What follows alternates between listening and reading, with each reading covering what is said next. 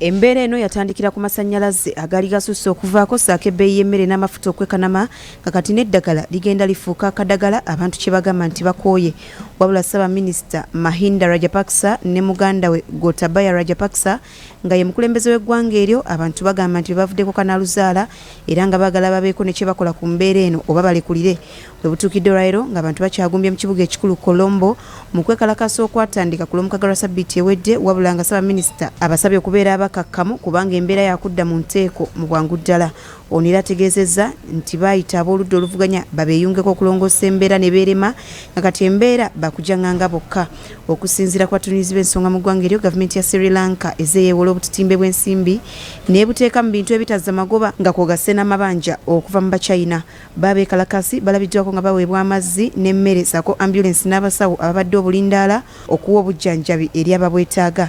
Embeera egenda mu maaso era yaviiriddeko n'olukiiko lw'abaminisita bonna mu ggwanga eryo okulekulira nga kati obuyinza bwasigadde mu baaluganda ababiri okuli Ssaabaminisita ne Pulezidenti.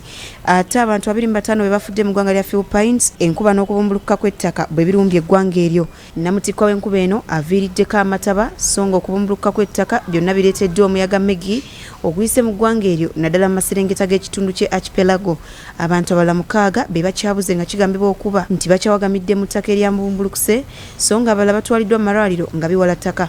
Amaka gasoba mitwalo 3 ge gataataaganyiziddwa nga n'ebitongole ebidduukirize birabiddwako nga bikola buli ekisoboka okuyamba abantu abakoseddwa. Philippines yerimu ku ggwanga erisinga okukosebwa ebibamba omuli Mutenzaggulu, ensozi okuwandula omuliro, emiyaga n'ebintu ebirala bingi.